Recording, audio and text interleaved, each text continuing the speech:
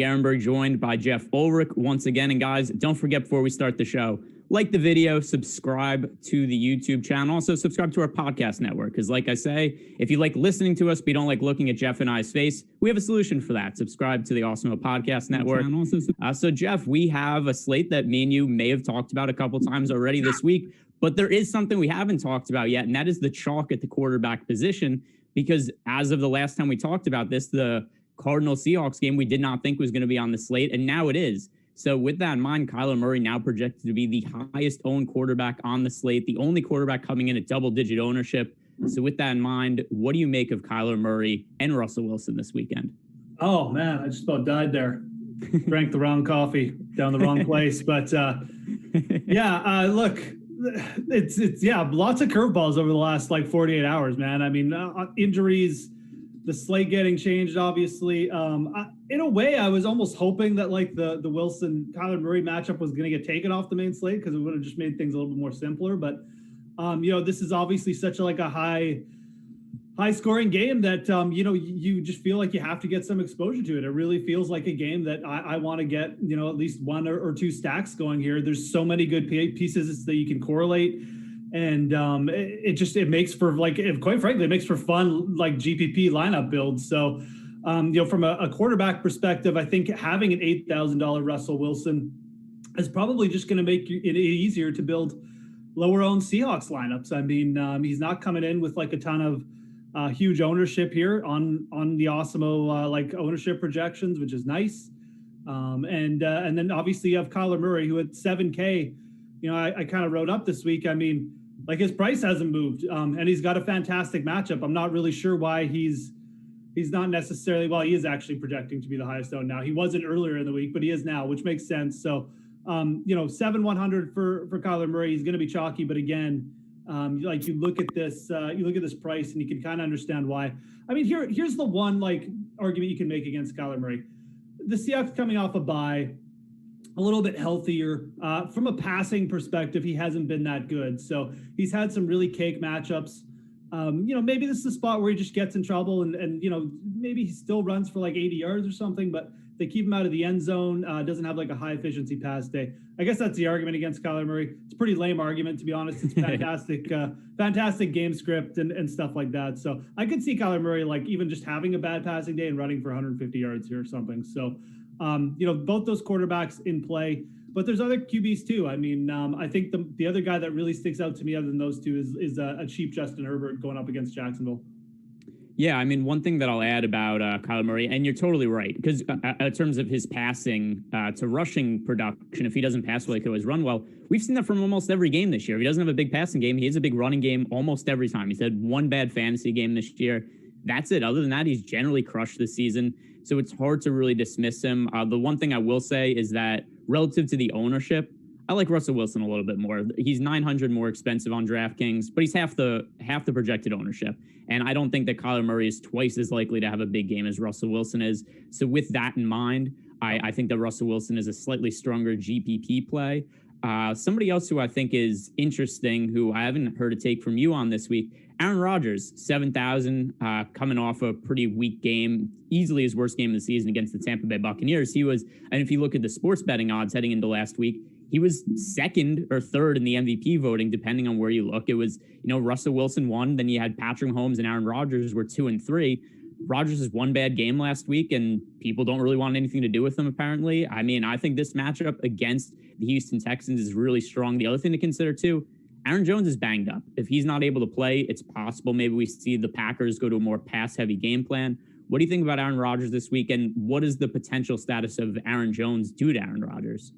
Yeah, I honestly have Aaron Rodgers, post-traumatic stress syndrome here, just because of, I just rostered him. I was overweight on him last week, and it just was so bad. I mean, I'm going into the afternoon games. I was in good spots. You're like, here we go. Just a little bit of, even just a little bit Aaron Rodgers magic and nothing. So that's honestly, I've just been trying not to think about it all week because I just do I really want to go back there? But I mean, you're right. Everything you're saying is correct. He's only the fourth highest owned, so we're going to get good ownership. Davante Adams is still projecting with big ownership, though. I don't think Aaron Rodgers stacks are necessarily going to be, super low owned or anything. But, Houston game script, they're not a good team. Like, I know they almost beat Tennessee last week, but I'm not sure if Tennessee's defense is anything to write home about either. So this should be, again, it's a pretty good game for stacking. Like, David Johnson is really cheap. I like that play coming back against the Packers run defense. With Jamal Williams too, you can do so much. And I actually mentioned Jamal Williams in an Aaron Rodgers stack last week because he's such a good passing back. Obviously that didn't work out, but this is a completely different situation. The Texans run defense is terrible. So, I know AJ Dillon probably going to get involved if Aaron Jones doesn't play. Sounds like Aaron Jones is kind of like 50-50 right now. So like he's not ruled out or anything. That's the other thing you got to take into consideration when you're making these lineups. Jamal Williams, 4K. I think even if Aaron Jones goes, he could see a little bit more run, and he's going to be a good play, but he's not necessarily like a must roster at the moment anyways. So Aaron Rodgers is, I don't know. I'm not really sure where I sit on it. Like I probably will try and get some exposure, but this isn't a game necessarily that I necessarily have it like ranked in my top 3. So it's one of those ones where it's like, yeah, I probably want to get some, just exposure to it because you're thinking Aaron Rodgers bounce back. You can stack him with David Johnson really easily. Maybe you get Will Fuller back in there, although I don't really like the matchup for Fuller. I think if you're going to stack this game from Houston side, I kind of like the David Johnson play a little bit better. But it's not necessarily tracking like the best for me, but just because we have Herbert, we have that game with Detroit, Atlanta. I think I just prefer those just a touch but better right now. So I know there's a quarterback that you like a lot that I also like this week, going very, very overlooked, projected for almost no ownership. Yep. So Ben Roethlisberger, and I know you already knew that was where I was going right there. Yep. So Ben Roethlisberger, tell the kind people at home why we should roster Ben Roethlisberger and why this is a good spot for the Steelers offense. Yeah, and this is another reason why I kind of go back to I'm not necessarily having like super high in Aaron Rodgers. I like the situation, but there's just a couple spots I like more. And this one, where you're getting Ben Roethlisberger, like projecting for 2.4 ownership right now, percent ownership. Like, again, you just look at Tennessee. I mean, just how they're set up. They don't have a pass rush. They're second last in the adjusted sack rate. They don't have a good secondary. They're letting wide receivers go absolutely nuts. Now they get maybe like the best group of wide receivers in the NFL. Like, if not the best, it's really close. And it's such a dynamic group. Such a dynamic group that they're using Juju Smith-Schuster as their slot guy just on short routes. And then they have Deontay Johnson going down the field and Chase Claypool just streaking down the field for deep shots. Like it's an absolutely terrorizing group to cover. And Tennessee does not have the group to cover it. I think you could see like Juju Smith-Schuster come alive here. I think you could see all these guys possibly pay off in some regard. Ben's playing really well. He's hitting career marks and like completion rate and like QB rating, a bunch of other stuff. He's going to have time to sit back there. If you don't get pressure on Ben Roethlisberger, he's just going to pick you apart with these guys. He's done it all year. And the other thing is like this game is projecting as a really close game with a decent point total. I think people are just overlooking this one a little bit. They think, wow, the Steelers defense, I don't need to worry about that game. That's not going to have points. I completely disagree. I think you're going to see points here. Tennessee's been really efficient on offense. I think at the very least, you're going to get some garbage time points for them, and it's going to force Pittsburgh to throw most of the game. So I like the conditions here for stacking that game. One, the ownership, but two, like I said, I think the conditions are way better for some big games from the Steelers receivers that people realize. I can't believe how well Roethlisberger is playing this year. I mean, after he had, it's ridiculous. He's playing as good as he's ever played. And I mean, after he had that pretty significant elbow injury last year, he had surgery, missed pretty much all of last season. And then you look at other quarterbacks from his draft class, Eli Manning, Phillip Rivers. I just kind of assumed that Roethlisberger, I didn't write him off this year, but I definitely thought the most likely scenario is that he was kind of washed. Like, I didn't think he was going to come back and put up a Pro Bowl season. I didn't think that was in the cards at all. I thought, maybe he could still be viable as a quarterback, but he's legitimately one of the best quarterbacks in the league right now. Yep. And I admit to like, I knew Chase Claypool was like a beast. I did not think he was going to get worked into this offense this quick. I did not think there was a chance that was going to happen this year. And I think he's a bit of a part of why you're seeing Ben play so well. He's just opening up the field. just giving him that big target downfield. Like that's when Ben's been at his best, when he's had guys like Deontay Johnson, Antonio Brown work in the middle of the field, and when he's had a deep guy like Martavis Bryant who can just go down and just because Ben's got a good deep ball, like you can just go down and get it. So it's really like it's amazing that the Steelers have been able to put together that same offense with like three completely different players now, like 5 years later almost. It's kind of interesting. That's why, and again, if you remember back to the offense I'm talking about, you also remember there was like 3 or 4 weeks that they created where if you didn't own a Steelers stack, you were done and you didn't win any GPPs. I just feel like the conditions are ripe for that to possibly happen again this week. So. Yeah, and the difference is that we don't get the same ownership, but there's the same upside. Like, remember back in the day, there was the 3Bs, and you get, Bell, Brown, Roethlisberger, these guys would all be 1,000,000% owned, and just nobody's really rostering right now because as good as they've been, they don't quite have that name value yet. Yeah, I agree. They're going way overlooked. As of right now, that's probably my favorite low-owned stack on the slate. One other quarterback who I want to bring up before we move along, Josh Allen. Couple of rough games in a row for him. The Bills, after looking like world beaters. Josh Allen, who I don't think any of us seriously thought he was in the MVP conversation, but I mean, his odds were getting up there just because sportsbooks had to consider him because of how well he was playing. And after a couple of bad games, everybody's jumping off of Josh Allen in a really favorable matchup against the Jets. I mean, the Jets are the laughing stock of the league. That's all we're doing right now is making fun of the Jets, but we're not willing to roster Josh Allen, one of the best fantasy quarterbacks in the league, against him. So I don't really understand why on FanDuel and DraftKings, Josh Allen's going overlooked. Really strong matchup against the Jets. If you like to play naked quarterbacks, you don't even have to really stack him with anybody. There's so much rushing upside with Josh Allen. I understand a little bit how he's going overlooked just because he's in between the prices of Russell Wilson and Kyler Murray. With that said, I mean, this is where we've seen Josh Allen really do well this year. In GPPs where he's going overlooked, doesn't have much ownership, plus matchups, we've seen him have games where he scores 30-plus fantasy points and breaks GPPs. I think this could be that spot for Josh Allen. It could be, definitely. I like paying up for guys that are really getting overlooked, too. I think that, it's always a good spot. People are like, oh, well, why is he up there? Why is this person up there? And then, there's not going to be a late rush on ownership in Josh Allen because, again, you have the Wilson Murray thing. People like, I brought up Justin Herbert and Matthew Stafford in the mid 6Ks. Those guys are just so much more easy. They're just so much easier to fit in and construct lineups around. But like a Josh Allen, Steph Diggs stack, absolutely. I kind of like the Jets to keep this a little bit competitive too with Sam Darnold. So, but that should be good for fantasy purposes. It should create a little bit better environment for Josh Allen. So I don't think you necessarily need to come back with anyone on the Jets side. Maybe like a Chris Herndon at tight end or something like that, because Jameson Crowder's beat up a little bit. Darnold's back, and realistically, I'm keeping with the same theme at tight end. I'm just playing the cheapest dude. So Herndon's 3K. Just thinking from like a stacking perspective, if you're playing Josh Allen, I don't mind it at all. I mean, again, you're paying up for obviously a really low end spot. I guess my only argument against him is like we've already talked about like 5 or 6 QBs, and quite frankly, they're all in really good spots. And I just don't know if I want to head into a Jets game with Adam Gase like playing so slow. It's probably going to lead me to just fading it, but I definitely see what you're saying. I think it does make sense from, again, if you're making a ton of lineups, and you're not going to need a ton of Josh Allen exposure to go over the field this week, which is nice.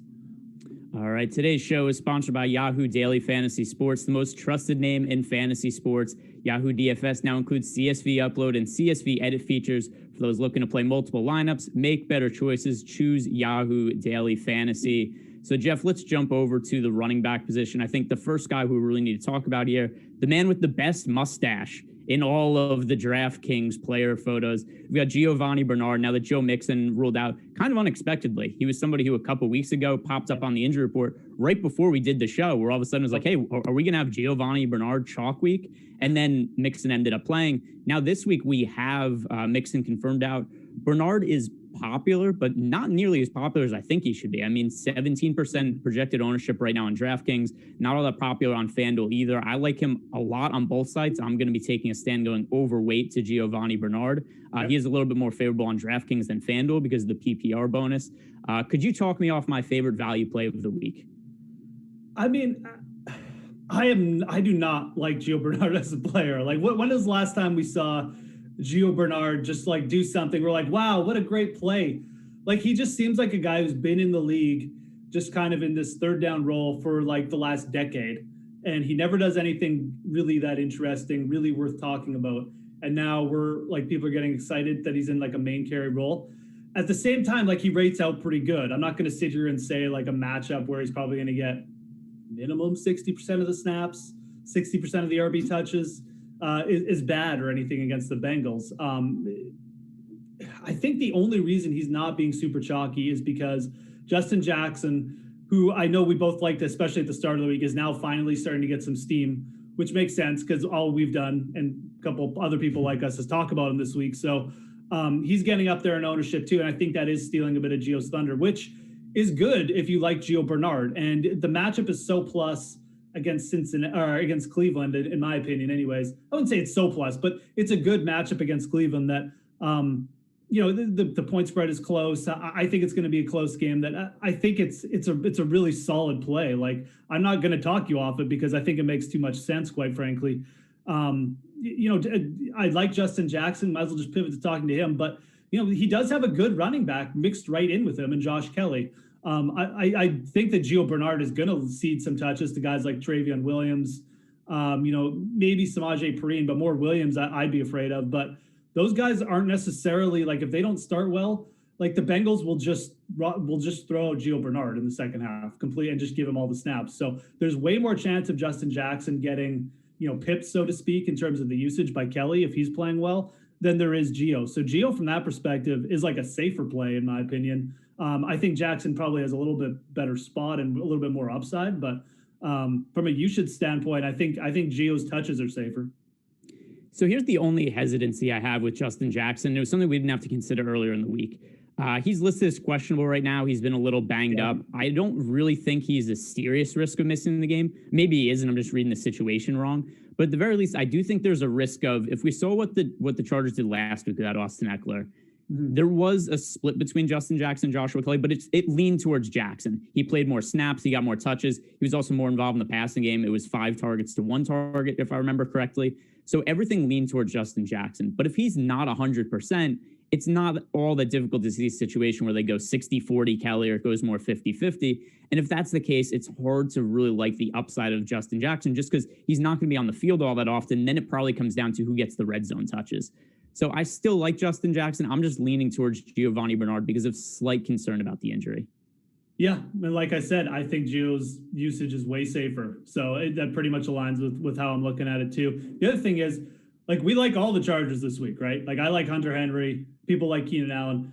One of these guys is probably going to bust, or at least get like 10 points instead of like, the 20 that we're projecting him for. So could easily be Justin Jackson. I think the other guy in this range that I'm going to force myself to play Kenyan Drake at 4,800. I'm going to force myself to put him in a Russell Wilson stack. And I just like it just from a couple different perspectives. No one's going there, first of all. I mean, he's going to garner a little bit of ownership because he's 4,800, but I don't think it's going to be super chalky. I do think DeAndre Hopkins is going to play, which should suck more ownership out of the Kenyan Drake because people just go Hopkins when they're making those stacks for that game. And Drake played really well against the Seahawks last year. He had like a massive game. I know that's just like, it's one game, Jeff. Like, who cares? But I don't know. I just feel like there's always something like that. Some guys just play well against good teams. I like the fact he's coming off a big game. I'm going to have some exposure to it. I just like that game so much for stacking. I think that you almost got to force yourself to take advantage of that sub 5K price because, as we saw last week, the upside there, it's still there with Kenyan Drake when he gets the right conditions.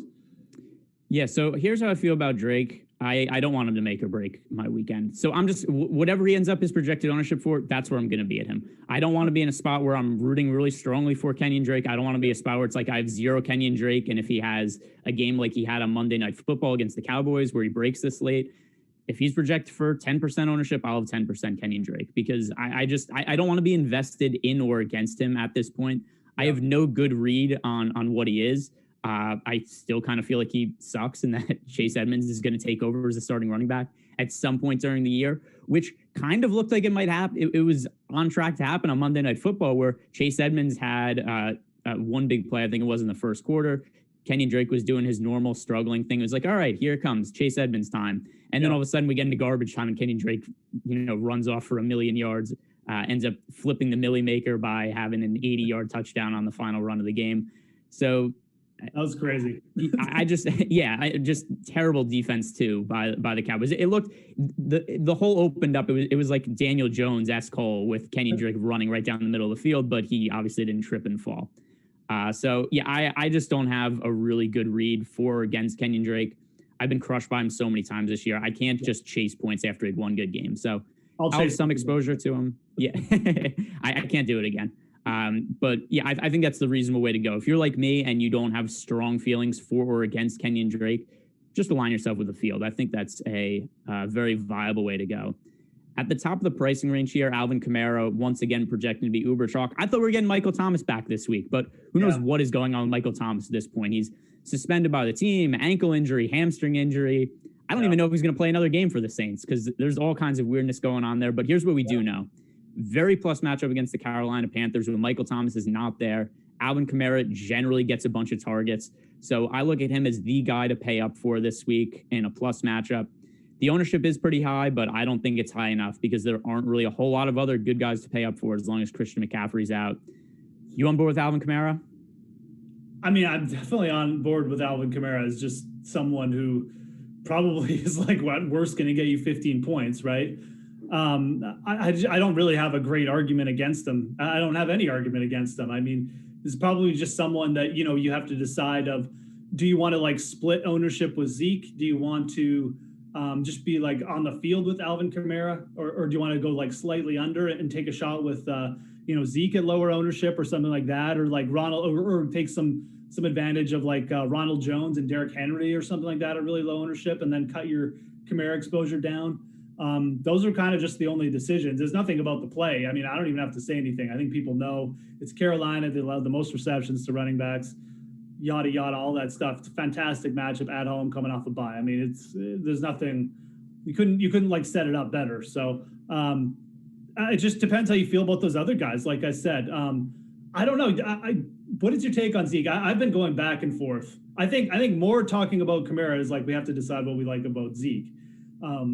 I've been going back and forth in this all week. I mean, I see the benefits. Like, yeah, Dallas is going to come in here, run the ball. Washington doesn't have a good rush defense, but then it's like Zeke looked bad. They're going to just sack Dalton to heck anyways, and he's going to have to pass because like Washington might actually get in front. So I don't know. I keep going back and forth on each side. I'm not exactly sure what to do. Yeah. So I like the Cowboys a lot this week. And it's not so much that I saw, it's not that I loved what I saw on Monday Night Football. There was no point where I watched them like, boy, these Cowboys have got something going now. This Andy Dalton's really just as good as Dak Prescott. It has nothing to do with that. It has everything to do with ownership. So the projected ownership for Washington's defense, it's ridiculously high. And it might even be too low because we look at what happened with the Dolphins defense last week against the Jets, where I think we all knew the Dolphins are going to be a chalk defense. And then you load up GPP Sunday after lock. It's like, what, they're 35% owned across the industry. Then they're 50% owned in cash games.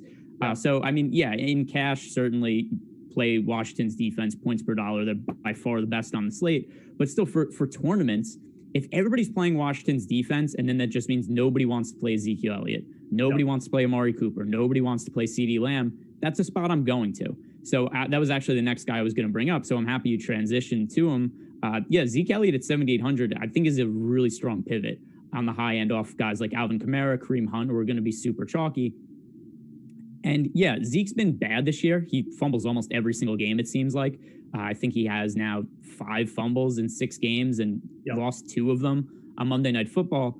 But here's the thing with the running back position. You could be bad in real life, and it doesn't really matter all that much in DFS. I mean, Zeke is a guy who last year averaged right around 4 yards per carry. It doesn't matter when you're involved in the passing game and you get PPR points. It doesn't matter when you get all the red zone touches and you're more apt to score touchdowns. So, yeah, I mean, on paper, he's not nearly as strong with play points per dollar as guys like Kamara and Hunt, and I wouldn't play Zeke in cash games. But for tournaments, I think he's such a good play off of those guys because he's a third of the ownership. And the reality is that Alvin Kamara, Kareem Hunt, these guys are not going to outscore Zeke 3x the amount of times that he is on an average slate. So just when you compare the ownership, I think there is reason to pivot to Zeke. The other guy in the price range who's also not really picking up ownership that I think is kind of interesting is Derrick Henry. Coming off a ridiculous game, I'm surprised that he's not getting any steam at all. I think that he's a decent pivot. But for the leverage, I prefer Zeke to Henry just because so many people are going to be rostering the Washington defense. Yeah, and I knew you were going to bring up that Washington defense play. And again, you're right. Like they are projecting as the chalk defense of the week. Everyone is going to them, and they're cheaper than the Dolphins were last week. So, 100%, it is a really, really interesting spot. I mean, you couldn't really make this play with the Jets last week because the Jets are so bad. You have no one to kind of, put in there versus a chalky Dolphins defense. But you can do this with Dallas and Zeke, right? I mean, right now we have Elliott projecting for like 8.4%. That is really low for a guy who gets, like Greg said, like 25 touches a game, red zone, everything. So it's a really interesting spot for GPPs. Again, just a guy almost like I'm just going to force myself to play it at some point because, or in some kind of lineup like a 3 max or something, because and the other part of this is this also goes back to lineup creating. You can use a chalky Terry McLaurin with Zeke Elliott, create a really nice correlated play there, and it's going to make your McLaurin lineup more unique because most people aren't going to be playing Zeke. So I like it from a lot of different perspectives, actually. Yeah, because people are going to be using a few plays from that game. It can just it makes lineup building almost just simpler if you use Zeke. So one other running back that I want to ask you about, how do you feel about DeAndre Swift? Because we saw last week where, he really had a breakout game, but it's not like the usage is crazy high. And there's still Adrian Peterson in the mix who, for some reason is kind of the starting running back for the team. He's the guy who's least on the field for the first possession. There's still Kerryon Johnson, who isn't really doing anything this year, but he's still getting some touches, playing some snaps. I don't really know what to make of DeAndre Swift because if he was getting a bunch of touches and starting, I would love him at this price point against the Falcons. The issue is just that I have no confidence in his workload, and the Lions are such a goofy team that they could very well just give DeAndre Swift 4 carries and I'd be like, yeah, I guess. That wouldn't surprise me if they're just like, hey, we need to give Adrian Peterson his 15 carries this game. So I don't have DeAndre Swift in my player pool right now. Do you have any confidence in him as a play this week? Not really, and that probably means he's probably going to have the exact same game he had last week, right? So it's a pretty much similar feelings. And the other thing is, like, if Kenny Golladay was projecting for like super chalk, I would be looking into DeAndre Swift as just as someone where you could say, okay, well, I'll play him from this game, and everyone's going to play Golladay, and it just gives me a little bit lower, a more unique lineup and whatever. I mean, it's just a good tournament pivot, whatever you want to call it, right? But that's not really happening. Like Golladay, for whatever reason, not getting a ton of ownership. I'll just take that matchup. I mean, I just can't see Kenny Golladay not getting a touchdown there. He's 6,700. So I'm just going to play Golladay as the line from this game that I really want to target. I think the matchup for him is so incredibly good that like if he's not going to be up there in ownership, unless I'm going to make like a Matthew Stafford stack and I want to get exposure to both those guys, like a Swift and Golladay stack, and I think that's credible. But like you can also play like a cheap Marvin Jones for 4,400 with Stafford. So I just don't really feel the need to go there. You have David Johnson there at 5,300, who at least we know is going to get like 70% of the snaps and all that, and has a good matchup too. Now, I think Swift is a better player at this point, 100%. But usage, like you said, is pretty much everything, and we know David Johnson's is going to be there. So I'll probably just go back to the David Johnson well and hope this is the game where he actually catches a few more passes, maybe becomes that receiver we know he is, or at least Deshaun Watson looks his way. But I think it's just, unless you're really heavily invested in the Lions, like just as for stacking and lineup building, I'm probably just not going to go there. There's, like you said, there's too many other backs involved. There's too many other ways to score there, I think. And I think I just like the receivers so much better for Detroit this week. The Lions are a goofy team, though. That's the other.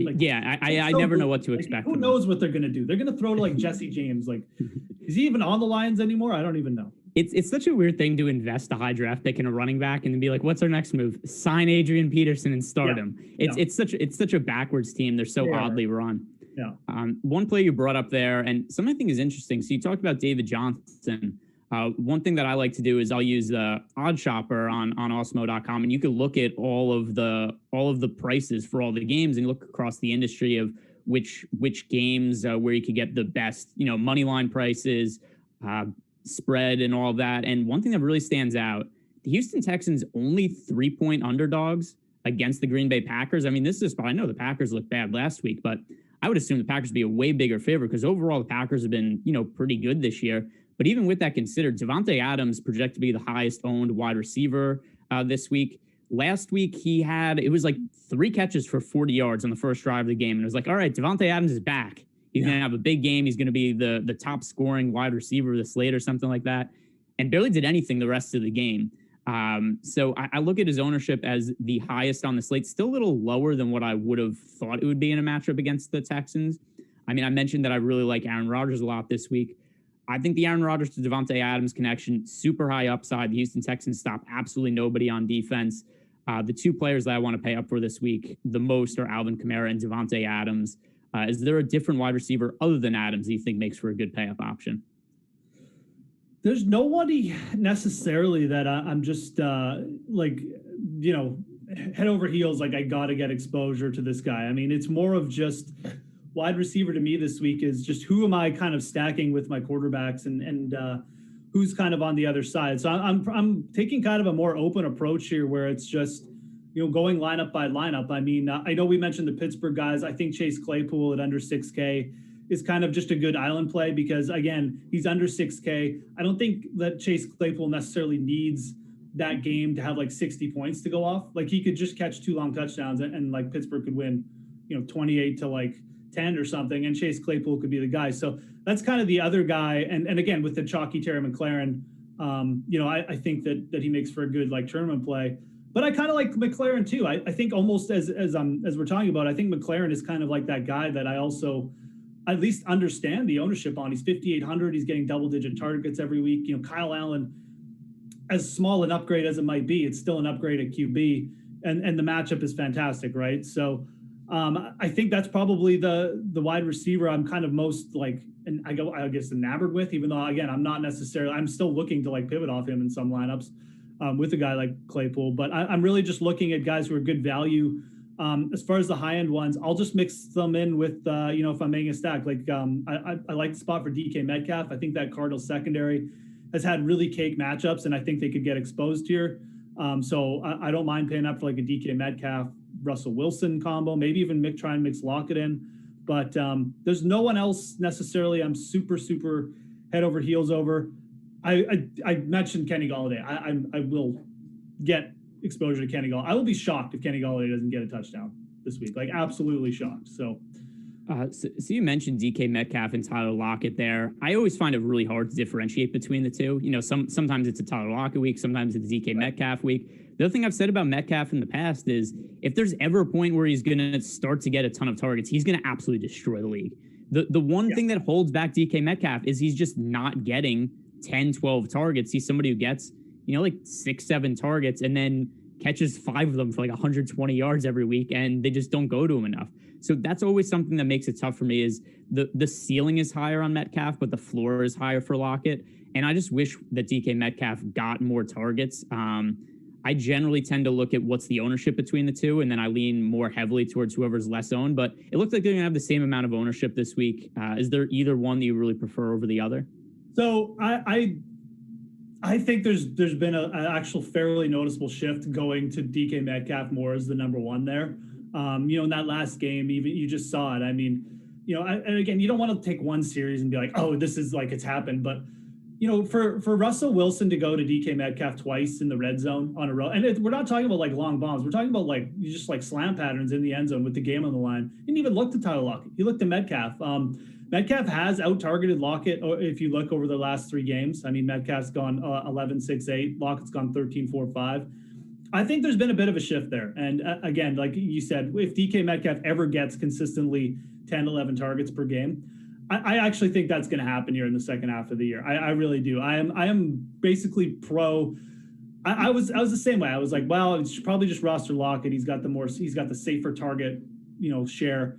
I'm rostering DK Metcalf every time that I make a Russell Wilson lineup from now on to the end of the year. Either, if it busts, it busts. But like if he gets 12 targets every game here for the end of the year, I mean, you're going to have some absolutely monster days. So that's my take on it right now. Just get on the Metcalf train and just you can still play double stacks with these guys. That's the thing. I know it's expensive, but you can still do it. But if you're asking me which one, yeah, it's always Metcalf at this point. Yeah, I mean, definitely let Russ cook is in full effect. He's throwing the ball a ton this year. He's now the overwhelming betting favorite to win MVP this season. I think that we ultimately see Metcalf and Lockett obviously his health is fine. I think both of them end up with over 1,000 receiving yards, 100 receiving yards easily. That'll be no hurdle to clear, especially since they've already done it. I'm probably going to go a little bit split with them, but yeah, plenty of exposure there for me. In terms of cheaper receivers, somebody else who I've talked about a little bit this week that I like a ton, Deontay Johnson looks like he's good to go at 4,200. I mean, it's weird to me that he's getting less ownership now than he was before the injury, and he's cheaper now, 4,200. I mean, remember when he was, what was the price, like 55 or 5,400 a couple weeks ago? He was the chalk wide receiver of the slate. Now, because he misses a little bit of time because of an injury, I understand that maybe there's this risk of you think he's going to come back and get re-injured. Obviously, we've seen that happen to him before where he started a game and left after one series. But 4,200 for Deontay Johnson against the Tennessee Titans defense, he really should be per dollar the chalk of the slate, and it's just not really happening. Some of it, I think, is because, we've seen the breakout of Chase Claypool, and although he's not really picking up that much ownership either, but I still think people are just looking at Deontay Johnson and thinking like, hey, there's all these weapons in the Steelers offense. We don't know if the targets are going to Deontay Johnson or not. I still think Deontay Johnson is the Steelers' number one receiver. I still think that he is the go-to guy for them. I mean, Chase Claypool, obviously still a terrific prospect and a great big play receiver, but Deontay Johnson was the guy, and more often than not, an injury where a player misses one game does not all of a sudden mean that a guy just loses out on all of his opportunity in the offense. So he's definitely going to share some of the targets with Claypool. Juju Smith-Schuster is going to get targets as well. But per dollar, I think that Deontay Johnson is the best wide receiver play on the slate. Yeah, I look, I mean, I'm high on all three of those guys. I'm even kind of high on Juju just as like from a matchup perspective. He actually has the best matchup again in the slot there. Juju Smith-Schuster does just against the Tennessee cornerbacks. None of them are really that good, but yeah, I can't even say anything. I mean, the price is ridiculous. I mean, this is a guy who was like averaging, he was leading the Steelers wide receivers and targets by a fair margin, and like yards and everything. So now just to go down to 4,200, I don't get the owner. I just feel like people are looking at that Pittsburgh situation and be like, well, there's three of them. I don't have to think about it. They're all just going to share targets and none of them are going to do good. And it just creates a good opportunity. So I think just I think the other thing that's keeping his ownership down is now we have like Jamal Williams, Gio Bernard. These guys are 4K. People can play them in the flex. Again, it just says like, well, I feel safer with Gio, in the flex than, after having to go over a third wide receiver with Deontay Johnson. But I think the upside, like we've already said, with the Pittsburgh receivers, all of them are there this week. I definitely agree. Like, who else are you really going to, I guess it's Traquan Smith, right? Is the other guy in this range that you're kind of, looking towards as a cheap wide receiver play. But, I don't know. I just don't really want to trust anyone playing with Drew Brees right now that isn't Michael Thomas for a receiver. So, I don't trust Michael Thomas with him either. No, exactly. Right. Like, we don't even know if that can work anymore. So, I'm down with Deontay Johnson 100%. There's really no one else that's super cheap that I'm like really looking to play, quite frankly. Like that's kind of the floor for me. It's Deontay Johnson this week, a wide receiver. And, again, I might think about Traquan Smith or something if I have to go down there. But we have some good flex plays at RB. There's really no one else down there. So, yeah, I agree. I mean, from a sub 4,500 spot on DraftKings, Deontay Johnson should be like firmly on your radar. Just trying to think if there's any other like sort of cheaper guys in that range. I mean, I think one other play that I'll just bring up, and this kind of fits into like the McLaren range, but like everybody likes Justin Jackson. People like the Chargers defense. If you're making a Chargers stack, or even if you're just using like a Chargers player, DJ Chark practiced in full this week. He doesn't have an injury designation. He got 14 targets last week. Like he's 5,500. He's getting no ownership. I like that play just from, again, it doesn't have to be like a cash game or you go super overweight, but if you're making Chargers lineups, and you're using Chargers players, coming back with DJ Chark at 5,500 at really low ownership, it just makes a ton of sense to me. And that was just someone else that stuck out to me at wide receiver, because his ownership, I don't think it's anything, quite frankly. So, yeah, nobody's rostering Chark this week. One other cheap receiver, although not quite as cheap as Deontay Johnson, Christian Kirk is somebody I'll get some exposure to. He had a big game over the weekend. His best game of the season caught what was it? A couple of long touchdown passes. I know he had the one 80-yard touchdown pass. He's not going to repeat that, but he's still Christian Kirk is a big play receiver. We saw him do it a couple times last year. Also, he had that one random game where it was like 150 yards and 3 touchdowns. So there's always big play upside from Christian Kirk. And despite the big game last week, it's not like he's all that chalky on FanDuel or DraftKings. Just somebody projected for right around 10% ownership. I think that he's okay to go to. Do you have a take on the high end between Calvin Ridley and Julio Jones? Because last week was the breakout for Julio, and I just kind of assumed that, hey, the 2 chalk receivers this week, when I was just looking at the pricing when it first came out earlier in the week, I assumed it was going to be Davante Adams and Julio Jones. I thought everybody was going to see what Julio did and just be like, hey, I'm going back. I'm going back to Julio Jones, who, in previous years has been one of the higher owned wide receivers. I think he's burned so many people this year, and just not enough people rostered him last week to where people like, hey, I didn't really benefit off Julio Jones last week. And a lot of people are saying that every time I've played him this year, he's crushed me. I thought Julio Jones was a great play last week. I thought people were going to be on board this week. Apparently they aren't. So I'm fine with Julio Jones again. How do you feel about him versus Ridley? I think I would probably go back to Ridley here. It's got nothing to do with like him, burning me or anything like that. I mean, I had a piece of Julio Jones last week for sure. Well, I should have had more, but at least I got some.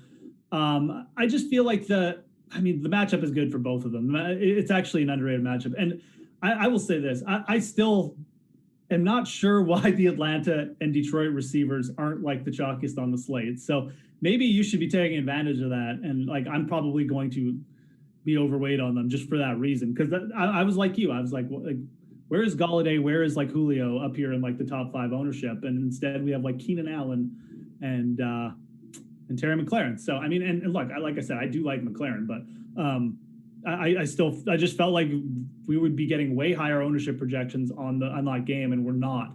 So again, just something to think about from a construction. I do kind of like Ridley though. The Lions have given up a lot of big plays downfield. I just feel like with Julio back healthy, teams just tend to drift over to him and just double him a little bit more.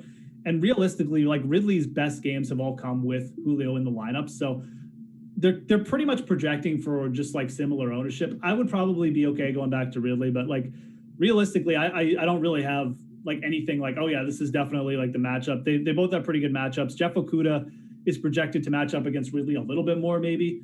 But and he's had like terrible coverage, just allowing big plays downfield. So I think that's a good thing. But realistically, both these guys move around quite a bit, and it's going to be good matchups wherever they are in the field. So I'm leaning Ridley because, like I said, I kind of just like the situation at this point in their career where Julio draws that coverage just out of fear of Julio, and Ridley kind of goes off. So that's how I'm looking at that one. All right, I'm gonna do some ad reads here because this is gonna be a nice mix-up before we have to talk about the tight end position. Like, I'm more excited to read ads than I am talk about tight ends this week. That is for sure. Also, do us a favor, like the video and subscribe to the channel. Guys, get access to all the great Awesemo Plus tools and content from nearly every DFS sport out there with an Awesemo Plus weekly pass for $29.95. This includes full access to all the premium content and tools on awesemo.com, including player projections, ownership projections, premium Slack channel, and much more. And if you're only looking to play NFL, then sign up now for our weekly NFL package for only $14.95, or give our NFL Express weekly pass a shot for only $3.95. Stop guessing, start winning. Join Awesemo Plus today. All right, now it's time to talk about the tight ends, the just most ridiculously difficult position to fill so far this year. And it happens every week where there just aren't great options. At least we do have Travis Kelce this week. So, he's somebody who's just kind of by default going to make it into a bunch of my lineups. But beyond him, it is just such a crapshoot. We saw not Hayden Hurst. Who was it last week that scored? I'm totally blanking. Who scored 2 touchdowns last week? Firkser had a decent game. But who else? Who was the tight end who had the rushing touchdown last week? Oh, yeah, Trey Burton. Oh, Trey Burton, yeah. So last week it was a Trey Burton 2 touchdown game. He actually had a little bit of ownership, and props to Josh Engelman, who when we were doing the Live Before Lock show last week, he really liked Burton a lot last week. So that was definitely something that worked out. But in general, that's what we've seen from tight end this year, where it's been very difficult to fill, and then there would just be some random cheap guy who scores a pair of touchdowns, like Jimmy Graham week or something like that, a 0.2% ownership. So I like Travis Kelce kind of by default on the high end. Darren Waller's up there also, but I mean, we've got that weird situation with the Raiders offensive line going on. It's a really tough matchup, as is against the Bucs. I can't trust Darren Waller in this matchup. So I mean, I'm going to get a decent amount of exposure to Travis Kelce. I just don't know what else to be confident in. Maybe Darren Fells, because it looks like Jordan Akins is going to be out. Is there anybody you look at for cheap or value, or just like that's the guy? I mean, if you're looking for just someone, again, cash game play, or maybe like whatever, just a core lineup, it's got to be Hunter Henry for me. The Jags are absolutely terrible against coverage, like allowing like their safety is allowing like a 93% completion rate. Henry's getting really consistent targets. His price is very, very compatible. I like the way Herbert has been looking to him. And they've had tough matchups like the last couple of weeks, the Chargers have. So, if I could definitely see Hunter Henry just having a decent, at the very least, like a decent game where he gets in the end zone, 5 targets, or 5 catches, like 70 yards. I can see that so easily happening against this Jags team without Miles Jack, and quite frankly, just terrible on defense. So I will say this: I see David Njoku getting up there. I still am of the opinion you go cheap at tight end. I'm playing Harrison Bryant. David Njoku has been asking for a trade. The Browns have no reason to give this guy the ball. And Baker Mayfield has actually been playing with Harrison Bryant this year. Harrison Bryant's also cheaper. Like, I am looking for a min-price play, man. Like, Irv Smith dropped a touchdown last week. That's the other guy who actually, he had like 12 points, and he dropped a touchdown. Like, these cheap tight ends, man, I'm telling you, like, they open up so much. I am just looking to go as cheap as possible. I'm playing Harrison Bryant. That's my Irv Smith play of the week. I understand why people were going to Njoku, but these guys split snaps last week.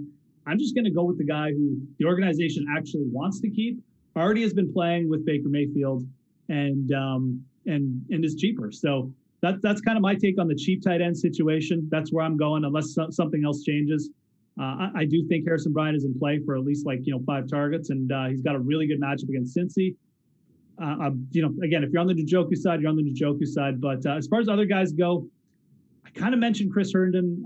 I don't have like a ton of confidence at all in that play, but that's another player you could just think about going cheap. I do kind of like Logan Thomas again, a little bit of a pivot off that, Terry McLaurin chalk, perhaps. It's a really good matchup for him against Dallas. It's only 3,500.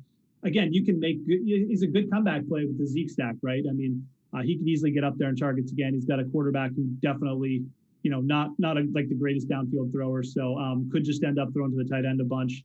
That's kind of the other sub 4K play. I just don't have a ton of takes on these expensive guys other than Hunter Henry, because I'm not going to play any of them. So. Yeah, it's hard for me. Jimmy Garoppolo, he was decent last week, but in general, he's looked so terrible this year that it's hard for me to trust George Kittle going up against the Patriots defense. That's a really tough spot. I could easily see the 49ers not scoring any touchdowns this week, or losing the game like 23-13 or some ugly score like that. So, I mean, Kittle, I'll never say that he's a fade or anything like that, but I don't want to get a ton of exposure to him.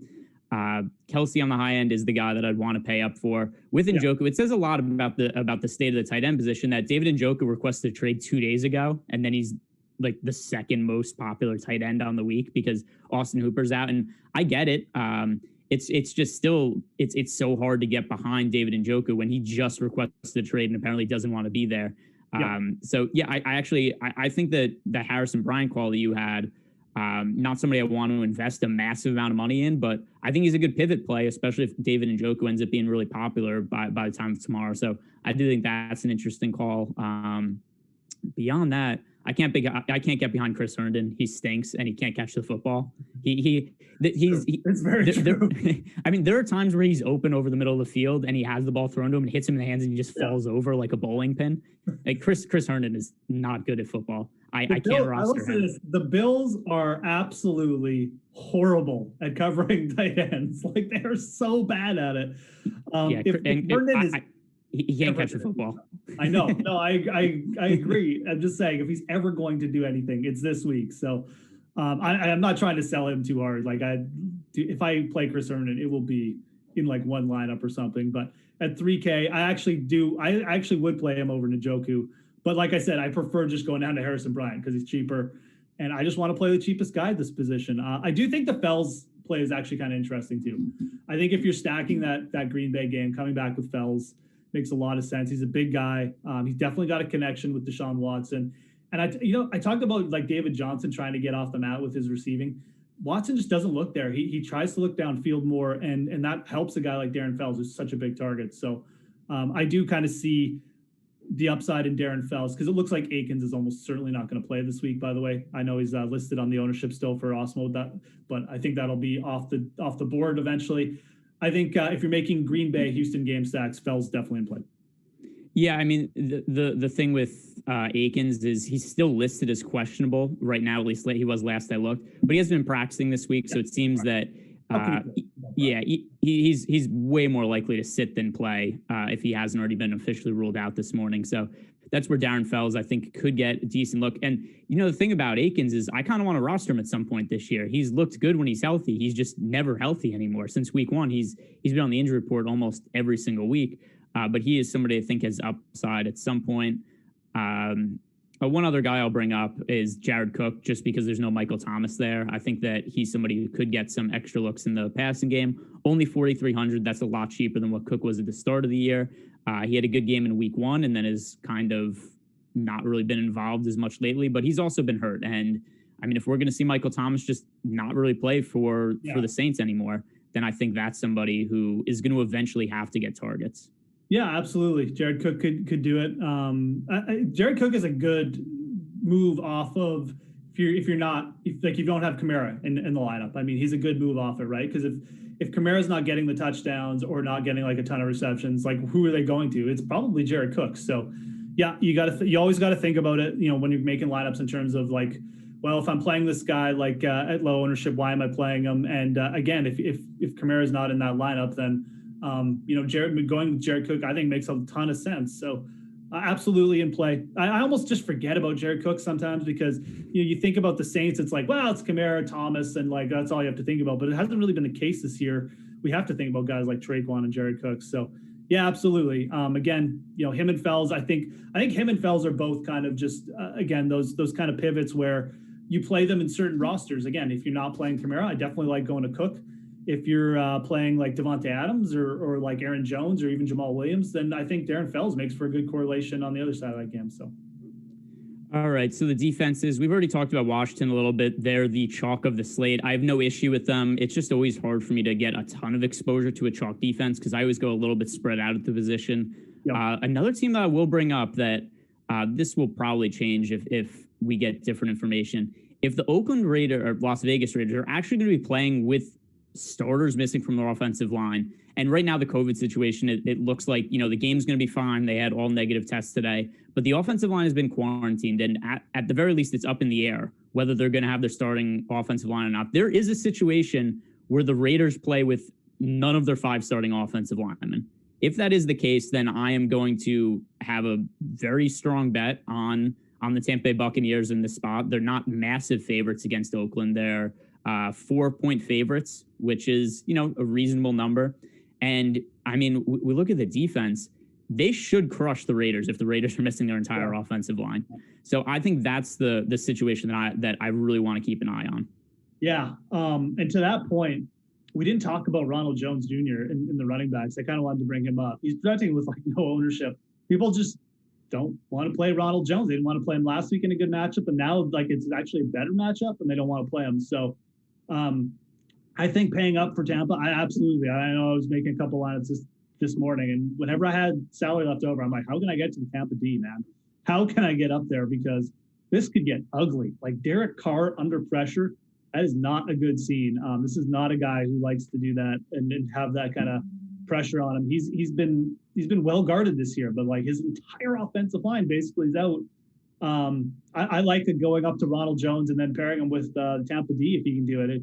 You get a very similar game to what we saw last week with Tampa. I mean, just Ronald Jones in the D. That's all that happened. You didn't need anyone on the other side. I'm not looking to play anyone on the Raiders.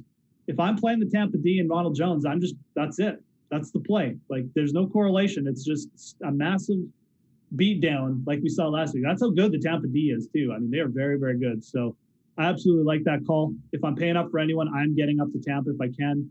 I think just paying up, again, you're looking at like the pay up targets. I think the Chargers make for a bit of interesting. Everyone's interested in their their offensive players, obviously, but I think their defense has at least a little bit of value there. They have a pretty good D going up against Gardner Minshew and the Jacksonville. It's not like they've looked good on offense. I kind of like the Saints too, to be honest. Home team coming off a bye. Carolina they're kind of scrappy, but like nothing they do is really that scary. Like I don't think they're going to be able to put up a lot of points or anything. And maybe a little extra motivation playing against Teddy Bridgewater. So I don't mind paying up for the Saints. They're going to be really low owned. Again, we're talking about defenses with not much ownership here because I think the Washington football team, whatever they're called now, is going to just garner a ton of ownership. So. Yeah, that's definitely where everybody's going to be rostering. One other defense that I'm going to have some exposure to, which also I think makes for, you don't really get leverage necessarily for defenses unless the offense is really popular. Yeah. But I do think the Cowboys defense, I don't think Washington's offense is any good. Kyle Allen's still under center. I do think that we're going to see a much better version of the Cowboys than we saw over the weekend. Not that it's really hard to do because they looked so bad in game 1 with Andy Dalton. But I wouldn't sleep on Dallas cheap defense that's getting almost no ownership. So that's one other one if I want to point out a low-owned defense that I think has upside. So now we can move on to the closing part of our show. Jeff, what is your favorite stack of the week? Yeah, maybe we'll both be on the same, but I'm just going back to that Pittsburgh-Tennessee game.